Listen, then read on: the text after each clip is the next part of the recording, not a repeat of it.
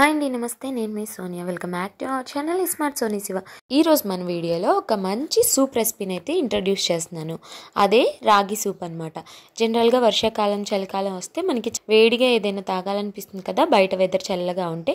అలాంటప్పుడు ఒకసారి ఇలా హెల్తీగా, చాలా సింపుల్గా, ఈజీ వేలో ఇలా ఒకసారి రాగి సూప్ని అయితే ట్రై చేయండి. బరువు తగ్గాలి అనుకునే వాళ్ళకి ఈ రెసిపీ అయితే చాలా బాగా యూస్ అవుతుంది. వెయిట్ లాస్ కూడా అవుతారు. ఈ రెసిపీని అసలు మిస్ అవ్వదు. చేసుకోవడం చాలా చాలా ఈజీ అనమాట. ఎలా చేసుకోవాలో చూసేద్దాం. వీడియోని స్కిప్ చేయకుండా చూసేయండి.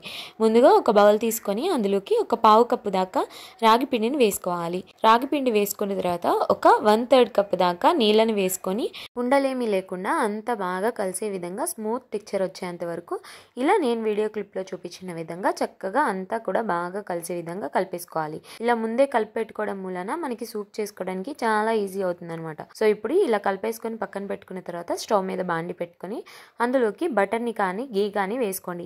నేనైతే 1 టేబుల్ స్పూన్ దాకా నెయ్యిని అయితే యూస్ చేస్తున్నాను. కొంచెం వేడయ్యాక ఇందులోకి సన్నగా కట్ చేసుకున్న వెల్లిపాయ ముక్కలు ఒక 1/2 టీ స్పూన్ దాకా వేసుకోవాలి. అలాగే 1 టేబుల్ స్పూన్ దాకా సన్నగా కట్ చేసుకున్న ఉల్లిపాయ ముక్కలు, అలాగే ఒక పచ్చిమిర్చిని ఇలా సన్నగా కట్ చేసుకొని వీటన్నిటిని బాగా ఫ్రై చేసుకోవాలి. ఇలా ఇవి ఎర్రగా ఫ్రై అయిన తర్వాత ఇందులోకి వెజ్జెస్ వేసుకుందాం. ఇప్పుడు సన్నగా కట్ చేసుకున్న ఒక 1 టేబుల్ స్పూన్ దాకా క్యారెట్, అలాగే 1 టేబుల్ స్పూన్ దాకా పచ్చివి స్వీట్ కార్న్, అలాగే 1 టేబుల్ స్పూన్ దాకా గ్రీన్ పీస్ని వేసుకోవాలి. వీటన్నిటిని కూడా బాగా ఫ్రై చేసుకోవాలి. ఇవి ఎక్కువ ఫ్రై అవ్వాల్సిన అవసరం లేదు, కొంచెం ఇలా సాట్ అయితే సరిపోతుంది.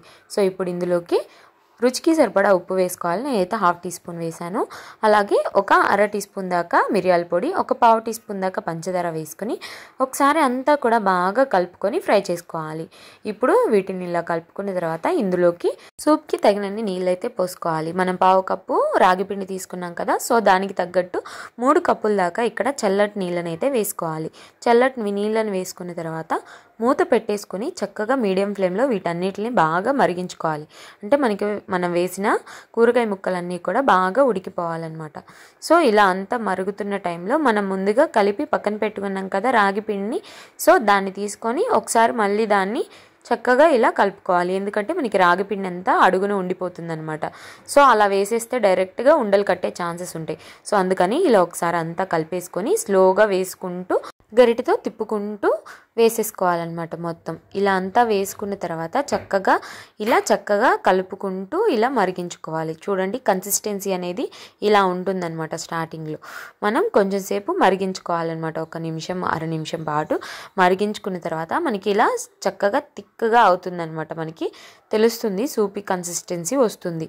సో ఇలాంటప్పుడు ఈ స్టేజ్లో మనం ఇక్కడ ఒక పావు టీ స్పూన్ దాకా సొంటిని పొడి చేసుకొని సొంటిని వేసుకోవాలన్నమాట. సొంటి పొడిని చాలా బాగుంటుంది ఈ ఫ్లేవర్ ఈ సూప్లో.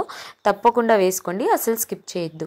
ఇలా సొంటి పొడి వేసుకున్నాక అంతా కలిసే విధంగా కలిపేసుకొని ఇంకొక 1/2 నిమిషం పాటు చక్కగా మరిగించుకోవాలి. చూడండి, మనకి కన్సిస్టెన్సీ అనేది ఇలా ఉండాలన్నమాట. మనకి లోపల కూరగాయ ముక్కలన్నీ కూడా ఉడికిపోయి ఉండాలి. ఇక్కడ వేసిన కూరగాయ ముక్కలు మీ దగ్గర లేకపోతే మీ దగ్గర ఏది అవైలబుల్ ఉంటే అది వేసుకోవచ్చు. సో ఇప్పుడు లాస్ట్లో సన్నగా కట్ చేసుకున్న ఉల్లికాడలను అయితే వేసుకుంటున్నాను. స్ప్రింగ్ ఆనియన్స్ కనుక లేకపోతే కొత్తిమీరనైనా వేసుకోవచ్చు.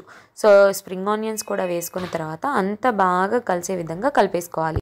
సో చూడండి, సూప్ కన్సిస్టెన్సీ అనేది మనకి ఈ విధంగా అయితే ఉండాలన్నమాట. మనం వేసినప్పుడు చాలా పలుచగా ఉంది కదా, సో కొంచెంసేపటికి కొంచెం ఇలా థిక్గా అవుతుంది. అప్పుడు స్టవ్ ఆఫ్ చేసుకొని పక్కకు దించేసుకొని ఇందులోకి ఇక్కడ ఒక 1/2 లెమన్ని స్క్వీజ్ చేసుకోవాలన్నమాట. స్టవ్ ఆపి పక్కకు దించుకున్న తర్వాత ఇలా లెమన్ని స్క్వీజ్ చేసుకోవాలి. స్టవ్ మీద ఉంచుకొని స్క్వీజ్ చేయొద్దు, చేదొచ్చేస్తుంది. సో ఇలా లెమన్ని కూడా స్క్వీజ్ చేసుకున్న తర్వాత అంతా బాగా కలిసే విధంగా కలిపేసుకొని సూప్ని వేడివేడిగా సర్వ్ చేసుకోవడమే. అంతేనండి, చాలా ఈజీ వేలో చాలా సింపుల్గా అండ్ క్విక్గా అయిపోయే ఒక హెల్దీ రెసిపీ అనమాట. సో గొంతులో గరగరగా ఉన్న, జలుబు చేసినప్పుడైనా చక్కగా ఇలా హెల్దీ వేలో సూప్ చేసుకొని తాగండి. మీ పిల్లలకు కూడా ఇవ్వండి. చాలా చాలా ఈజీ ప్రాసెస్లో చేసుకోవచ్చు. టేస్ట్ కూడా చాలా చాలా బాగుంటుంది. ఒకసారి ట్రై చేశారంటే ప్రతిసారి ఇలాగే చేసుకొని తాగుతారు, అంత బాగుంటుంది. తప్పకుండా ట్రై చేయండి. ట్రై చేశాక ఎలా వచ్చిందో మీ ఫీడ్బ్యాక్ని నాతో షేర్ చేసుకోవడం అస్సలు మర్చిపోవద్దు.